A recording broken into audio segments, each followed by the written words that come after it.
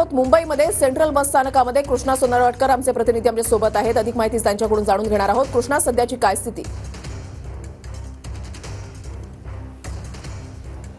वृषाली, आपण पाहतोय की गणेशोत्सव अगदी तोंडावरती आहे आणि अशा वेळी वेगवेगळ्या गावी जाणाऱ्यांची संख्या प्रवाशांची मोठी असते। मात्र एसटी संघटनांनी पुकारलेल्या संपामुळे एसटी जी आहे ती ठप्प झालेली आहे। मुंबई सेंट्रलमध्ये दृश्य आपण पाहतोय की एसटी मध्ये प्रवासी बसलेले आहेत, मात्र एसटीचे कर्मचारी गाडी बाहेर काढायला तयार नाहीयेत आणि त्यामुळे अचानकपणे पुकारलेल्या या संपामुळे लोकांचे मोठ्या प्रमाणामध्ये हाल होत असल्याचं पाहायला मिळतंय। अनेक लोक जे आहेत ते प्रवासी सध्या गाडीमध्ये बसल्याचं पाहायला मिळतं आहे। मात्र या लोकांच्या संतप्त प्रतिक्रिया सुद्धा पाहायला मिळत आहेत, कारण कुठलीही पूर्वकल्पना न देता कालपासून अचानकपणे या संपाची भूमिका घेण्यात आलेली होती आणि आज सकाळपासून या सगळ्या एसटी कर्मचाऱ्यांनी संपाची भूमिका घेतलेली आहे।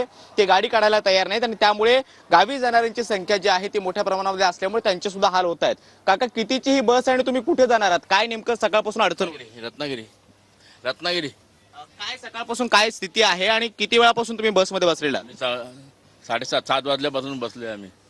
गाडी लागल्यापासून बसले 7 वाजले। गाडी लागली ते काय सगळे 7 वाजल्यापासून बसले, 7:30 वाजल्यापासून। आम्ही 6:30 आलो। आज ह्याच्या पहिल्या गाड्या सगळ्या सोडल्या झाले, लाईनिंग सगळ्या गाड्या सोडल्या, फक्त ही गाडी सोडित नाही। थोड्या वेळापूर्वी ते चालक बसलेले होते, मात्र त्यांनी तुमच्याशी चर्चा काय केली आणि ते परत पुन्हा गाडीतून उतरले? आम्ही नाही सोडणार, आम्हाला वर्ण अधिकार आल्याशिवाय नाही सोडणार म्हणाले। तुम्ही कुठे जाणार होता? काय सकाळपासूनची स्थिती आहे? आम्ही संगमेश्वरला उतरणार रत्नागिरी गाडीतून आणि आम्ही 7 वाजल्यापासून इथे आहे गाडीची वाट बघत। ते बोललं कोण का आम्हाला अजून काय बोललेलं नव्हतं, अजून पण आम्हाला मेसेज नव्हता की गाडी बनवणं सोपं आहे।